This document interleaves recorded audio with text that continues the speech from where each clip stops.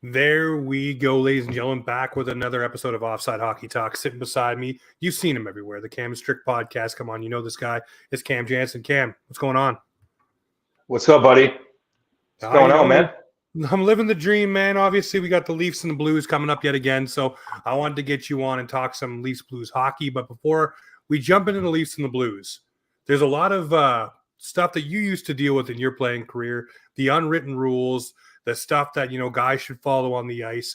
I want to ask you about the unwritten rules, man. Is for you, when you were a player, did you enforce those? Did you let guys know on your team, hey, this is not something you do? Because I asked this question because a guy like Claude Giroux for the Senators, you could tell he was embarrassed by the Ridley Gregg situation.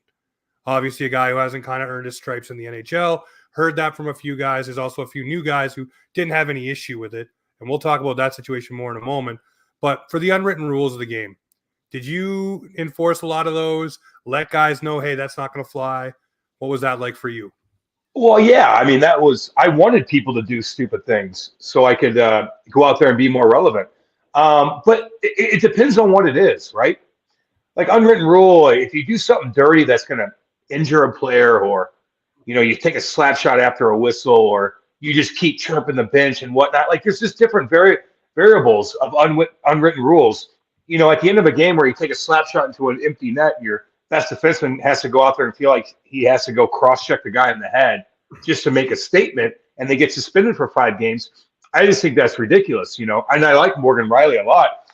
You know, there was probably 15 times throughout that whole game against the Senators where people probably did something, cross-check guys, hit a guy weird into the boards, and he didn't do anything then. But all of a sudden, at the very end of the game, you take a slap shot into an empty net, and now you're like, I'm freaked out. I got to do something. And now you're dinged for 5 games. Now, the Maple Leafs are playing good hockey now, and I kind of predicted that too. It's funny how that works. You know, you got guys out. I know guys were banged up and sick. Now you got Morgan Rielly out, but now you're crushing teams. It's weird how hockey works. It's weird how teams come together when you know you have guys out. But the unwritten rule stuff, man, it changes every year. So what if guys get a little cocky when they're young? I kind of like it. Now, I know Torts and some of the older guys don't, but as a fan and as a content creator like we are, I want crazy things to happen. I just don't want my best defenseman to get dinged for 5 games to try to, like, stick up for the code, you know? Yeah. Well, let's talk about the Morgan Rielly situation. Obviously, for me, I've said this in the outset of the situation. It deserved a reaction, but the action he took was wrong. He had all the time in the world to skate over there, create a scrum, get everybody, you used to be into those, you know, get everybody involved in it on the ice, have guys tossed out at the end of the game. You're not suspended then, but you've sent a message. Hey, you're not going to show us up. You're not going to rub it in our faces. And we're going to send a little message here for the next time that we play. By the way, guys, it won't be till next year because you're not making the playoffs. That's something you could have easily said in that scrum and just chirped it up a little bit, had some fun with it. But the action from Morgan Rielly obviously warranted a suspension. I don't know if 5 games is the number I would have gave him, but it is what it is. Obviously, the tinfoil hat people are thinking that Parros has it out for the Maple Leafs because obviously they're the most suspended team in his era. And he was, you know, they always show that picture of Parros laying on the ice because of Colton Orr. Yeah. You know, it goes back to those things. But for me, I think Rielly should have reacted. And, you know, the action he did was wrong. He should have did something else. But, I mean, why not a line brawl or even a line scrum? Because we don't get line brawls anymore. You know, how about just whack him? How about just whack him in the back of the leg and give him a little face wash? Again, he didn't hurt anybody. He didn't shoot a puck at your goalie who wasn't paying attention after a whistle or something like that, where that deserves something. But in the game, he's not even mad about that. He's mad about losing the game. Yeah. So all that frustration built up, and he's like, what do I do? There's a billion different things you can do except cross-check him in the head. And I know it wasn't that hard, but he probably shouldn't get 5, but he did. And you know what? Now he's marked. So if Morgan Rielly catches somebody weird next game and maybe gets his elbow up, now he's a repeat offender. So he just put himself in a jam for really no reason. And again, he could have went over there and just whacked the guy in the back of the leg and grabbed him, and then everybody kind of came in. And the fans would have been like, good job, Morgan, you did good. But now they're like, okay, you cross-checked him in the head with your weapon, and now you're going to get 5 games. We need you, dude. We're in a jam here. We got to win games. You know what I mean? We need to make the playoffs. Not only make the playoffs, we need to go far in the playoffs because the fans in Toronto deserve that.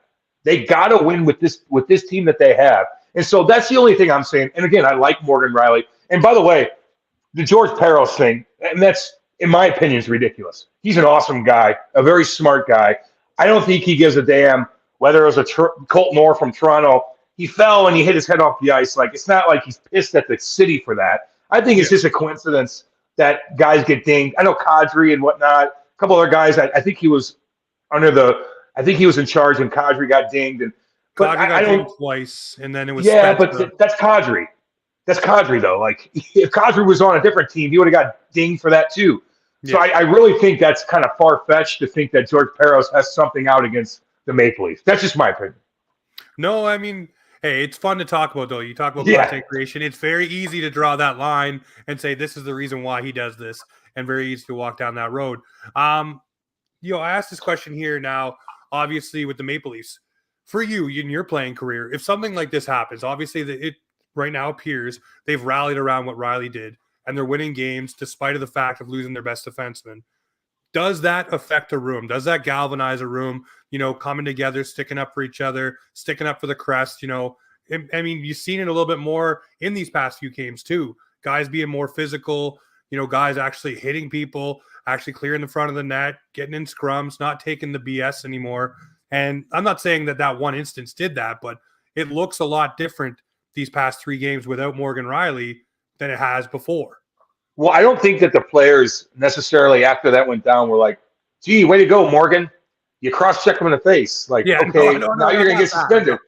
Yeah. So, but I do think that they're all coming together like, hey, we got to work extra hard now. The big boy's not back there controlling the play, controlling the power play, doing all kinds of different things throughout the game that he does. He gets more minutes than anybody. So I think that they came together, but eventually it's going to wear and tear on you.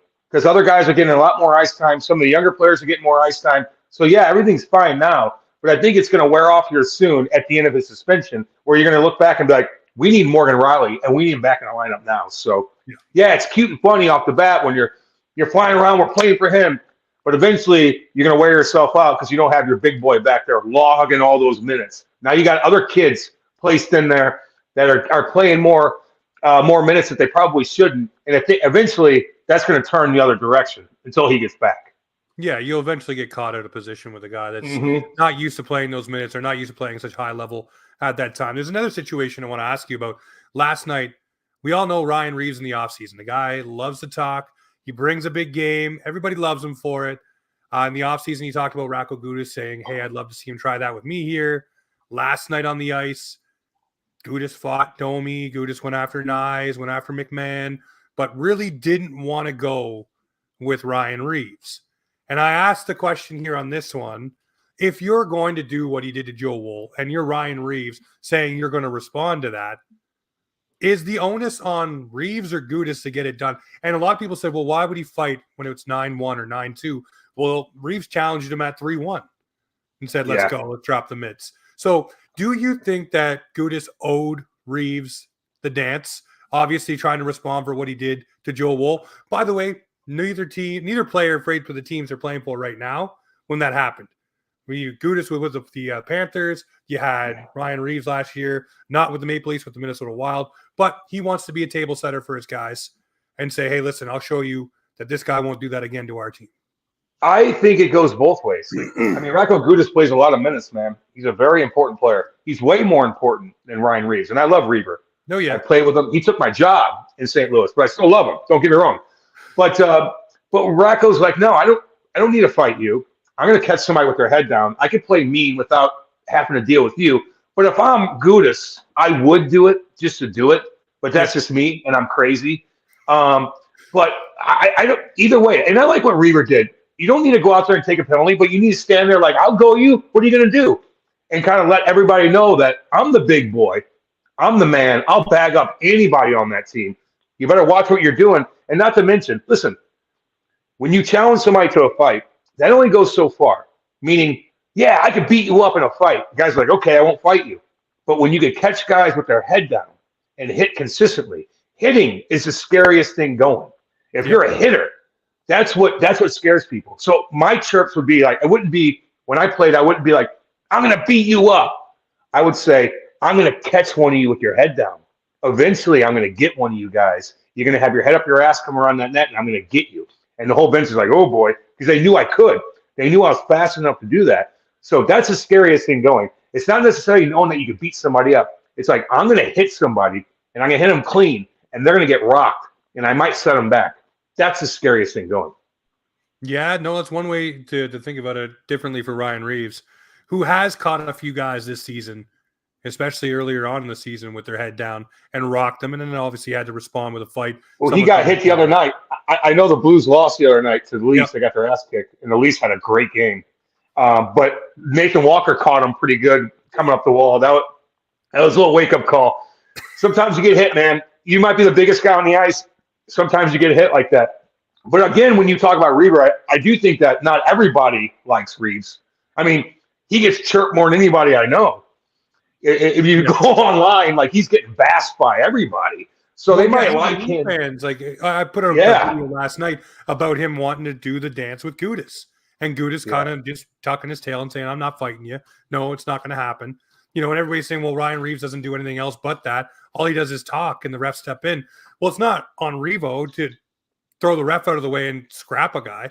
No. You know, all he can do is if a guy wants to dance with him. But what he can be is that policeman on the ice saying, you're not going to do this. I'm here. Let me catch you like you just said. Maybe I'll catch you with your head down, and then you'll be thinking twice about doing something. There it is. You catch guys with their head down, man. That's the one way, because not everybody's going to fight you, but they cannot avoid hits. That's the thing. It's still the name of the game, man. You come around that net and somebody's chasing you. I used to dream of those hits. So Reaves still Reaves still has that in his back pocket, and that's the scariest thing going. Not beating people up, but hitting them consistently. Yeah, no, I mean, that's something the Leafs need a little bit more of. I mean, we got Benny finally dropping some hits, Kaber's dropping some hits. So it's nice to see the Leafs haven't had that kind of style for a while, but it does translate well to the playoffs. Big time, dude. Different animal in the playoffs. And people do complain about, why is it a different game in the playoffs? And I look at it like, no, I like it. And I guess I'm not really old school anymore. Like, I'm adapting to everything. You would think that I'd be like, screw these guys are pansies. They're all no. I like the game right now, man. I do. But I like the playoff games better. I like how they still let it go in the playoffs. I like how it's wild and a little bit crazy, and you put your whistle away. Like, it's more entertaining. You got to think of the bigger picture. Yep. You know what I mean? For the NHL doesn't do a very good job of marketing. They don't do a very good job of anything. They're kind of followers, you know. They don't know what to do in certain situations. We can't have this. We're going to have this. What are the other leagues doing? Like, that's kind of, the NHL is kind of like the little brother looking up to everybody else. Yep. But the playoffs in the NHL, the one thing that even if you're not a hockey fan, you look at it like, wow, that's entertaining. They're crazy. It's wild. It's somewhat reckless. And maybe people can complain about that. But boy, oh boy, they're watching those playoff games. Even people in St. Louis, like, they love the Blues, but sometimes they're on and off throughout the regular season. But the Blues are in the playoffs, the whole city's watching. Now, I'll ask you a question about the playoffs. When you get into that dance, is the intensity and just everything ratcheted up 900 more times? Because obviously every guy seems like they're so tightly wound that everything is either a response, the scrums are more, every hit means more, every response means more. Is that accurate? Are guys wound that tight for the playoffs? Yeah, but you have to be in control. Every game, every call, every penalty, every pass is so much more meaningful to where, yes, they're wound up, but they're also like, whoa, I can't take a stupid penalty and put my team in a jam, especially, you know, when we're already down by, you know, a goal or whatever. You only got 7 games, man. You lose 4 of those, you're donezo. So, yes, the intensity is ratcheted high, and I love it. But also the discipline is too. Maybe you do get a shot, and there's no call. You're not going to have that retaliation. Those refs are going to call that every time. So teams are disciplined, but they're also highly more intense. And so it mixes. It's a great mixed bag full of entertainment, if that makes sense to you. No, it definitely does. It 100% does. For me, I'll ask this question here. When a big name, so Morgan Rielly out of the Leafs lineup, but there's been other names, John Tavares, Austin Matthews, go down the list. When a big name is out of your lineup and you're in that room, what do guys do? How does it feel? What is it like in that room? Okay, is it okay? We're stepping up for this guy. We're doing this for this guy. Obviously now the Leafs right now, our hearts go to Gio, lost his dad. There's another thing, let's pound it a little harder for Gio here. But for you, when you lose a guy that's important to your lineup, what is the room like and how do you overcome that? Because some teams can't. The big boys will come up in the locker room before the game, be like, all right, and they'll whack their stick down and be like, okay, so-and-so's gone. We gotta stay. We gotta pick it up. And a good leader would call guys out in a good way. Like, hey, we need you. You're going to get extra minutes. Let's go, baby. Let's go. So it's just a different feel. The older guys on the team will present a message that's intense in a locker room, a little bit more intense in a regular season. And you can see it in their eyes. And everybody's a little bit like wound up, just like you said. But the older guys and the leaders of teams will be like, no, we got to do it for him. Like, they'll make something out of something, right? Like, just like when teams – somebody says something. That's why Lou Lamoriello never wants you to talk to the media whenever there's a big game in the playoffs. Don't say anything. Even if you felt a certain way, just play it cool. They don't need any extra advantage. They don't need any bulletin board crap, quote, or whatever. Shut your mouth. Stay cool. Stay even keel. Do it on the ice. Every little thing. Teams, especially in hockey, we're so tight-knit, man. It's such a tight locker room, man, in hockey. You need everybody on that team. 4 lines, 6D, goalie, whatever. So guys will step up more in the locker room verbally and get everybody pumped up and say, we're doing it for him. Let's go, let's go. And everybody's like, yeah. So there's ways to do it, man. But again,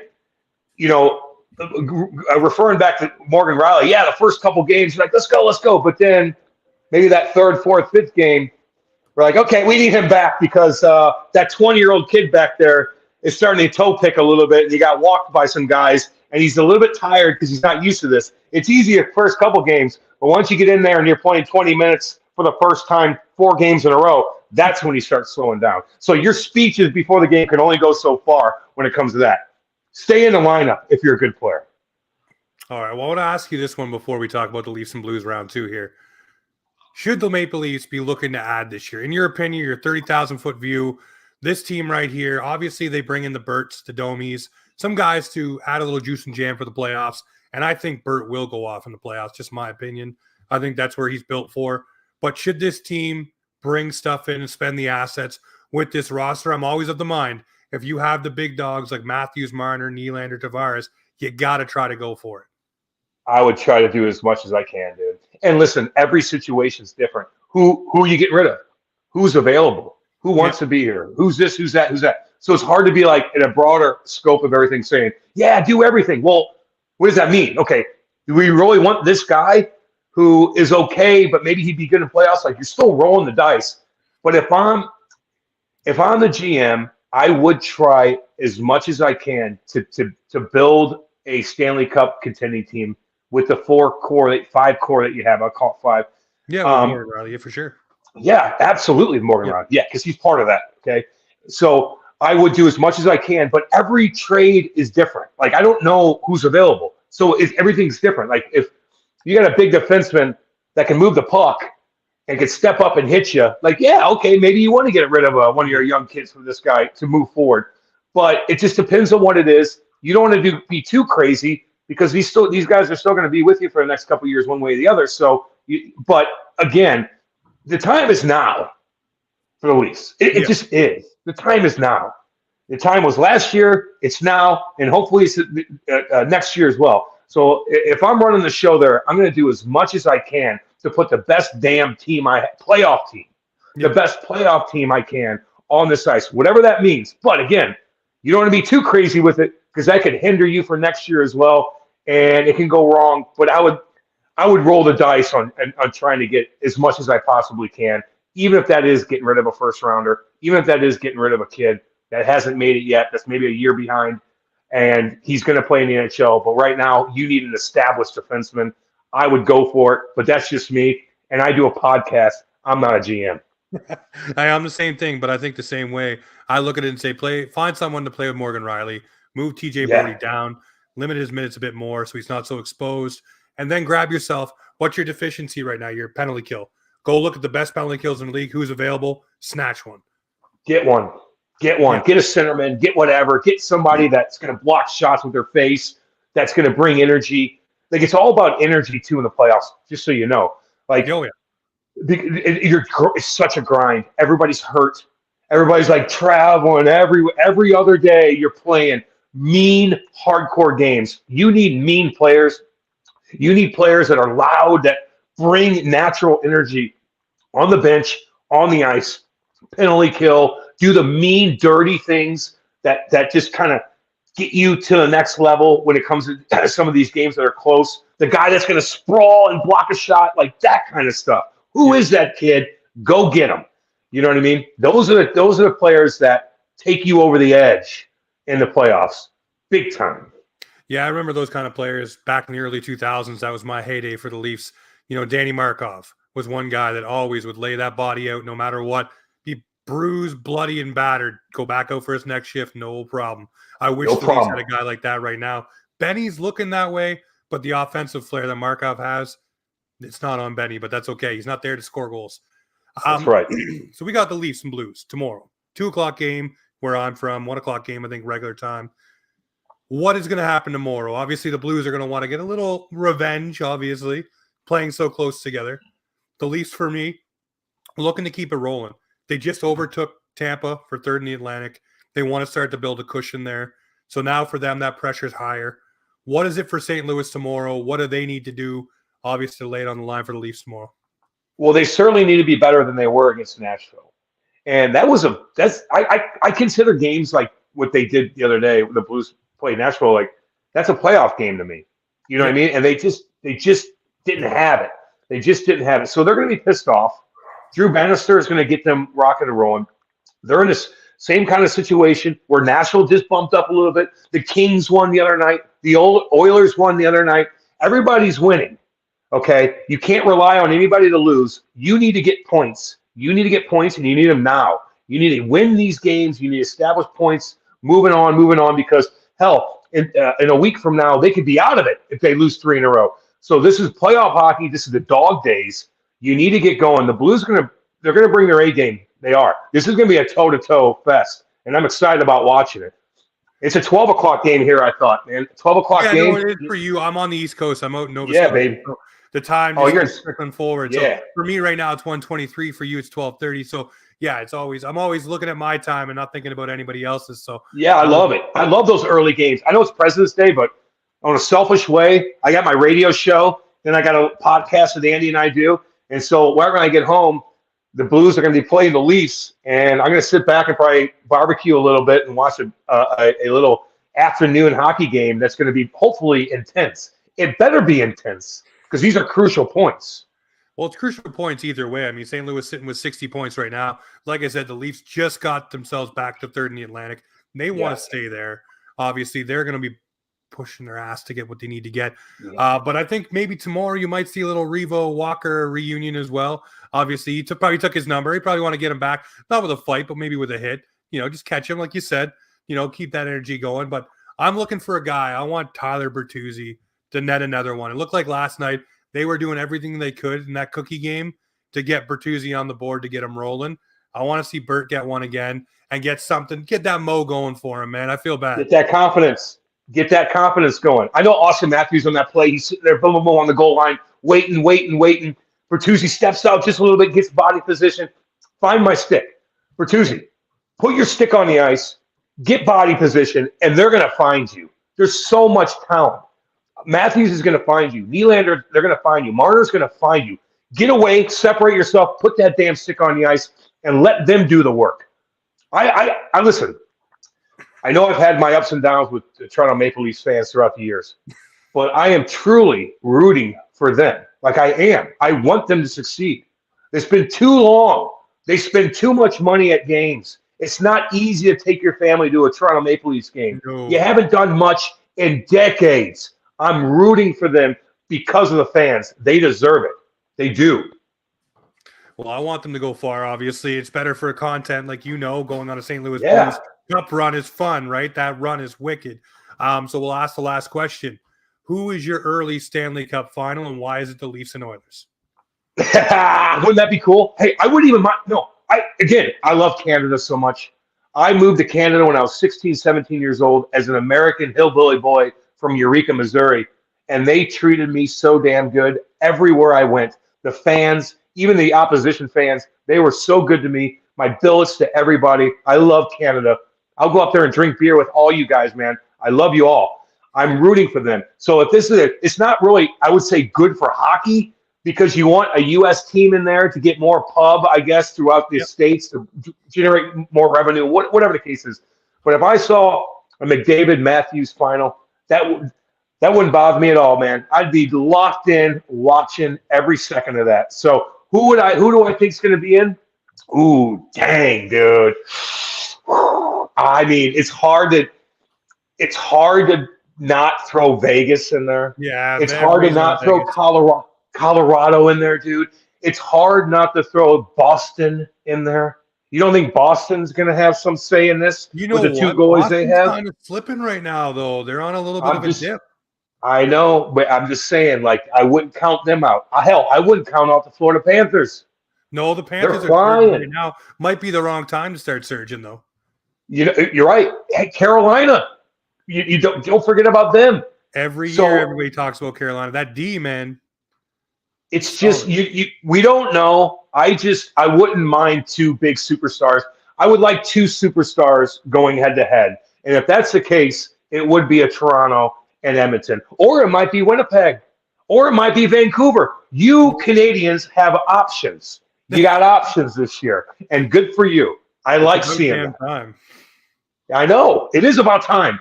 And Canadians deserve it. So I want one of these Canadian teams, one way or the other, to be involved. Yeah, it's hard for me to say I want Montreal or Ottawa involved, but anybody else on the other side, no problem. Go right ahead, get in there, make some noise, and have some fun. Get the country going. But an all-Canadian final, Bettman would be pulling his hair out. He would not know what he has left anyways because he wouldn't like that. But I would love to see that, obviously, as a Leaf fan. Yeah. But Cam, you're always so awesome, man. Every time I reach out to you, you're like, yeah, let's figure something out and get it done. So I appreciate it, man. Everybody go check out the Cam and Strick podcast. But, yeah, man, appreciate you being on. And I'll chirp you a little bit tomorrow if the Maple Leafs pick up another victory. Chirp me on Twitter. I'll get back at you. All right, my buddy. Well, thank you very much, ladies and gentlemen. This is Offside Hockey Talk, where the Maple Leafs and hockey come to talk.